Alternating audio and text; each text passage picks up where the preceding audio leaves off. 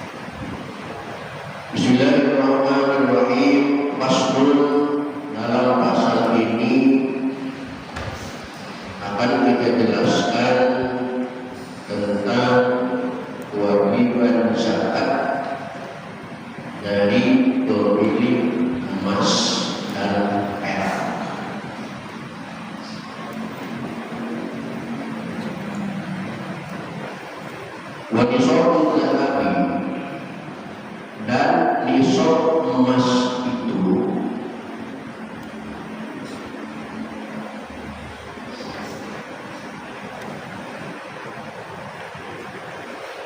ishruna misqala adalah misqal.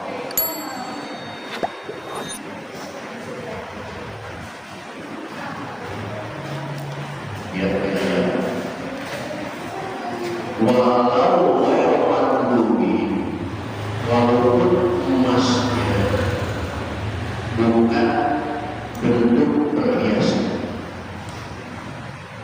Apakah emas itu berupa emas lempengan atau bangkai, yang penting emas yang sudah bersih khalisah.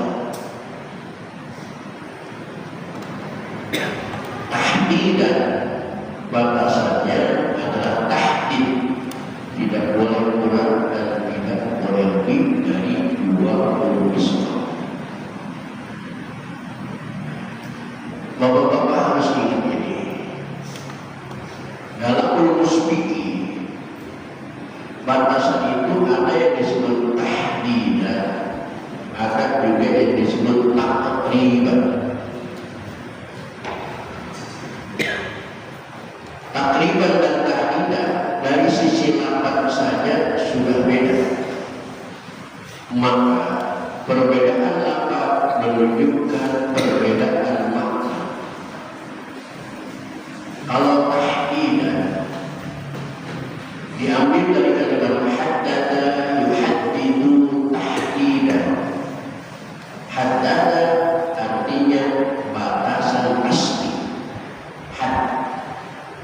Sedangkan takriban diambil dari kalimat qarraba yuqarribu takriban. Qarraba artinya dekat, maka takriban mendekati, tidak mesti pas, tidak mesti lurus, kurang-kurang dikit boleh. Itu bedanya tahdidan dan takriban. Dalam ukuran emas 20 misqal ini menggunakan istilah ukuran fikih tahdidan. Kalau barang itu harganya harga swalayan 1.550.000, itu tidak boleh ditawar 10.000 pun menjadi 1.540.000, 45.000, 49.000 juga tidak boleh, harus 1.550.000. Tetapi kalau takriban itu kalau harga pasar tanah. Berapa ini barang? Berapa ini kain? 500.000. Boleh nggak? 200.000, 300 dan 300 dah. Itu harga pasar tradisional. Tapi kalau tahdidan harga pasar swalayan. Kenapa harus 20 misqal? Diqaulihi. Referensinya adalah hadis Nabi Muhammad SAW mengatakan al-mikyal Madinah wal waznu Makkah. Kalau ukuran takaran yang jadi patokan adalah takaran Madinah, literan dan lain sebagainya, tetapi wal waznu ukuran timbangan, kiloan, gram, kata Rasulullah yang menjadi patokan adalah waznu Makkah.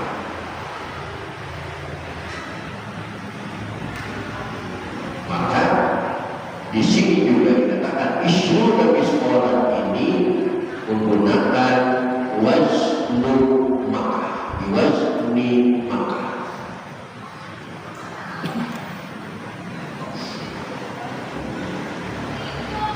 Wal misqal, adapun satu misqal itu adalah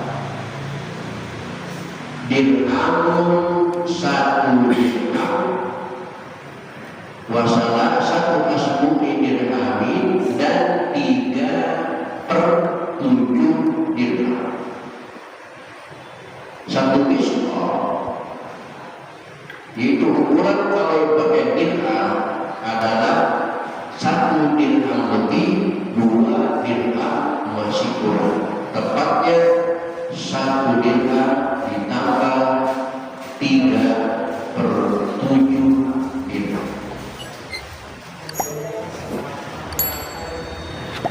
Kalau 3/7 dirham berarti hampir 40%, hampir 1 dirham saja.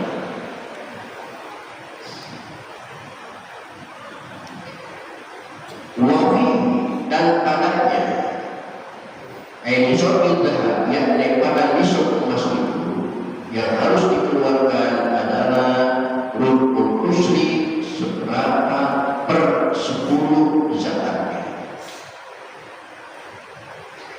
Berapa seberapa puluh? Wa huwa nisfu misqalin, yaitu setengah misqal yang harus dikeluarkan zakatnya.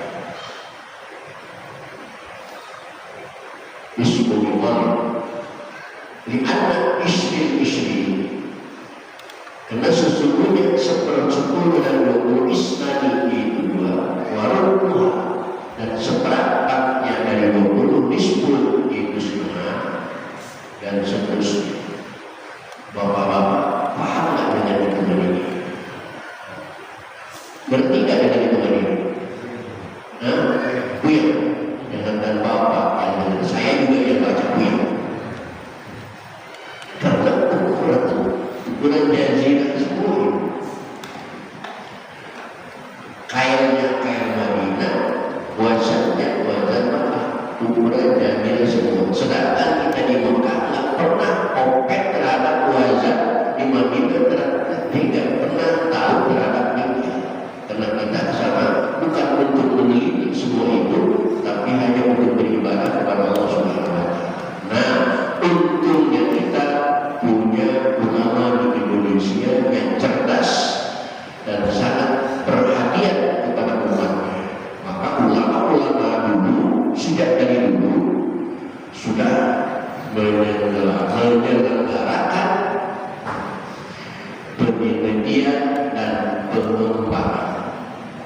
Setelah diadakan penelitian dan pengembangan dari 20 misqal ini, ulama mengatakan bahwa kalau diukur pakai gram, 20 misqal itu adalah setara dengan 80 gram. Artinya kalau kita memiliki emas disimpan, emas batangan, emas lempengan, atau emas yang sudah berbentuk perhiasan juga, cuma tidak dipakai sebanyak 20 misqal atau setara dengan 80 gram, itu sudah berkewajiban mengeluarkan zakat. Berapa zakatnya? Rubul usri, 1/4. Kalau digerakkan berarti dari 80 gram, seperempatnya 1/4-nya berapa? Hanya 2 gram. Kalau dikeluarkan 80 gram ini, kita setarakan dengan harga yang gampang dijumlah saja, yang gampang dikalkulasi. 1 gram 81 gram 2 juta, berarti 80 gram sama dengan 160 juta. Dari 160 juta diambil 2%, 2,5%, berarti kenanya berapa? 100 juta, 2,5 juta, ada 60 juta, berarti sekitar 5 juta. Itu per 1 bulan.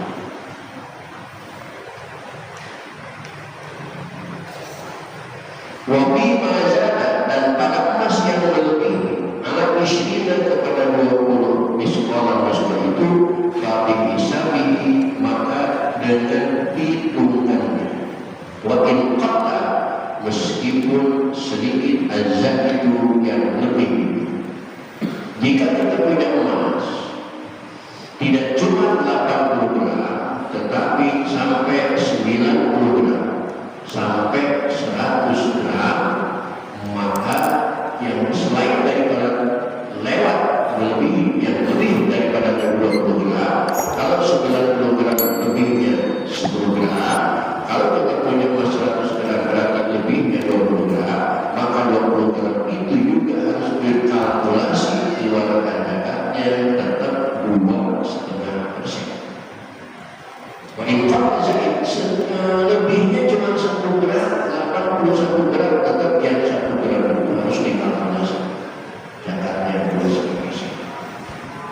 Berbeda dengan zakat kambing, zakat hewan. Kalau kita zakat hewan, nominal kewajiban zakat itu kan 40 ekor kambing. Bagaimana kalau kita punya 50 ekor kambing, maka wajib zakatnya tetap 1 ekor. Yang 10 itu tidak dihitung, kecuali sudah mencapai batasan lipatan kedua sampai 80 baru 2 ekor. Selama belum 80, 50, 60, 70, 75, 79 itu masih berlaku zakatnya 1 ekor. Kalau hewan begitu juga dengan unta, begitu juga dengan sapi. Ternyata dalam zakat emas itu beda sendiri. Sedikit saja lebih harus dikalkulasikan. Dan zakat itu berbeda antara satu dengan yang lainnya.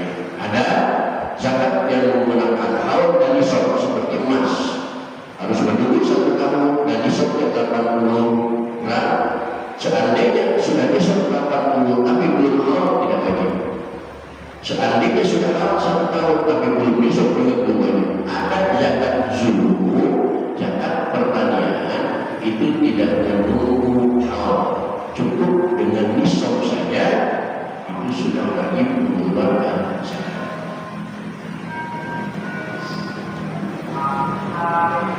Wa nisabul wariki, dan nisab perak dikasih roti dengan kasrah roh warik atau dipatahkan warok apa-apa. Wawal pito, yaitu perak. Berapa batas minimal nisab perak? Yaitu mi'atai dirhami, yaitu 200 dirham. Ini juga ukurannya bukan lagi miskol, bukan lagi masya waznu, tetapi mengacu kepada dirham. Wabi, dan padanya ketika kita memiliki perak sudah minimal 200 dirham, maka wajib mengeluarkan zakatnya rubul usyri, itu seberapa per puluh. Berapa seperpuluhnya? Wahwa, dan yaitu khamsatu darahima, mencapai 5 dirham. Karena dari 100 dirham wajib dikeluarkan 2,5%, 2 dirham setengah, maka berarti dari 200 dirham maka harus dikeluarkan 2 kali 2,5 sama dengan 5 dirham.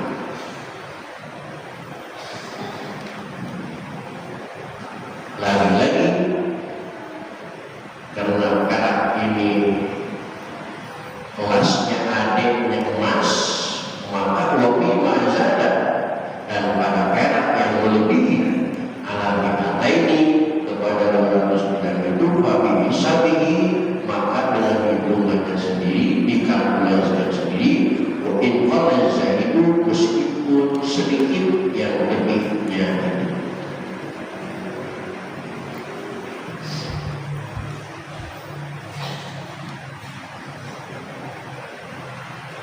Kalau ditanyakan juga 200 dirham itu kalau digerakkan berapa? Sama 80 gram, sama dengan emas. Wala syai'a, dan tidak wajib apa-apa bil mamsusi, pada barang yang dicampur min dahabin, dari emas, atau bidrotin, atau perak. Hatta yakunu khalisuhu, sehingga sampai murninya maksus itu disobat sampai pada 1 nisab. Lagi-lagi pasal tadi, emas yang terkena wajib zakat adalah emas yang khalisatan, sudah murni emas.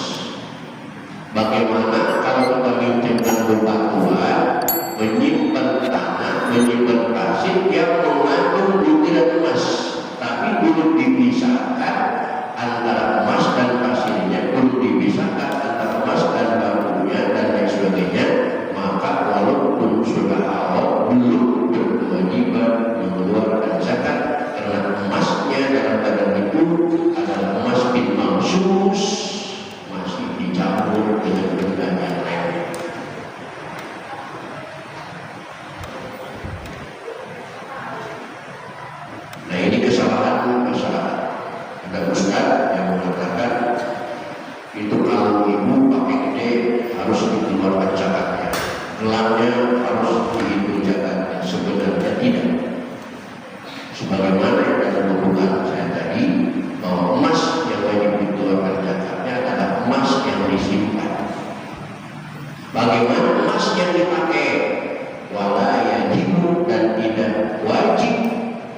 ilfulil maupun mubahi, zakat wajib tidak wajib zakat pada perhiasan yang diperbolehkan memakainya zakat tidak wajib. Ibu-ibu pakai kalung tidak wajib dikeluarkan zakat dari kalung yang dipakai. Ibu-ibu pakai gelang 200 gram tidak wajib dikeluarkan zakatnya, cuma saya ada di jalan yang berat sebelah. Apakah semua bentuk perhiasan itu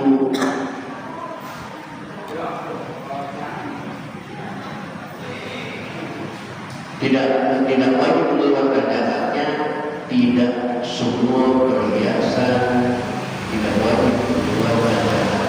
Bahkan ada perhiasan yang dipakai setiap hari tetapi tetap wajib dikeluarkan zakatnya dari perhiasan yang dipakai. Apa di antaranya? Laki-laki pakai kalung emas, karena emas itu diharam dipakai oleh laki-laki, maka walaupun dalam bentuk kalung, dalam bentuk gelang, dalam bentuk cincin, emas itu wajib dikeluarkan zakatnya walaupun dijadikan perhiasan dipakai setiap hari, karena yang memakai itu seorang laki-laki yang diharamkan pakai emas. Begitu juga dengan perak, laki-laki pakai perak, begitu juga wajib dikeluarkan zakatnya karena perak haram dipakai oleh laki-laki. Bagaimana dengan haji hewan? Dia punya cincin, batunya, kalimahnya, embatnya dari perak. Apakah itu juga haram? Lihat kalian supaya jelas, supaya jangan katanya, supaya jangan kata Haji Mutalib, supaya jangan kata guru saya, tapi kata kita. Fayahilu maka halal lirrajuli bagi laki-laki minal fiddatil khatimi dari perak yang dibuat cincin. Halal bagi laki-laki memakai cincin dari bahan perak, dan halalnya itu tidak tanggung-tanggung, ijma'an. Semua ulama mazhab sepakat, Imam Syafi'i, Hanafi, Maliki sepakat bahwa halal laki-laki pakai cincin dari perak, cuma sebatas cincin, bukan kalung, bukan gelang. Bahkan al satu sunnah laki-laki memakai cincin perak, maka saya selalu pakai cincin dari perak. Karena ini anjuran Rasulullah, berarti yang mengikuti sunnah Rasulullah tidak pernah lepas dari cincin. Sebaliknya berarti yang tidak pakai cincin itu bukan umat.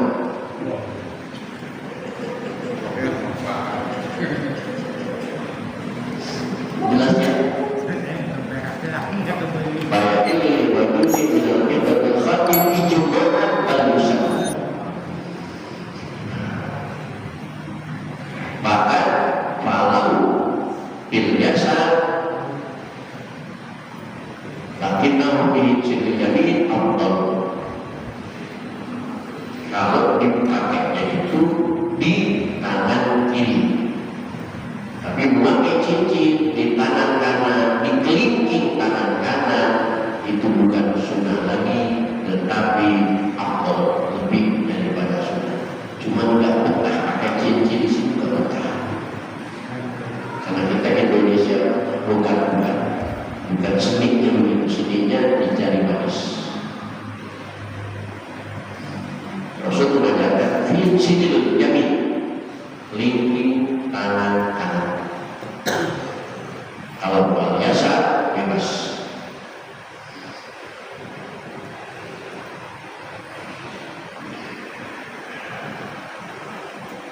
Nah, apakah perhiasan yang dipakai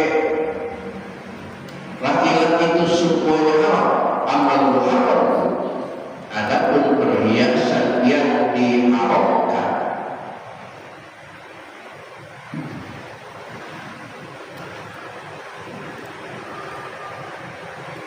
kasiwain seperti gelang, wafil khadim dan gelang kaki, lirojulin bagi laki-laki, wa khunsa dan wanita, maka wajib zakatu bihi, maka wajib dikeluarkan zakatnya pada kulit yang haram. Gelang saja sudah haram, gelang kaki saja yang jarang orang pakai sudah haram, apalagi kalung yang umumnya orang pakai. Kalung bagi laki-laki itu haram, karena haram walaupun sudah menjadi perhiasan, maka kalungnya tetap kewajiban dikeluarkan zakat.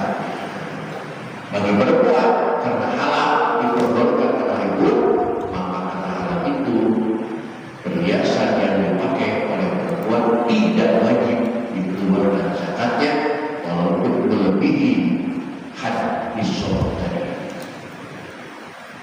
Jadi itulah tentang zakat emas dan perak yang kita bahas malam ini. Kedepannya baru kita akan bahas bagaimana dan berapa zakatnya tadi, zakatnya jagung, zakatnya gandum. Insyaallah ada di pasar Wansabul Zul Wasimar Khamsah Rasul.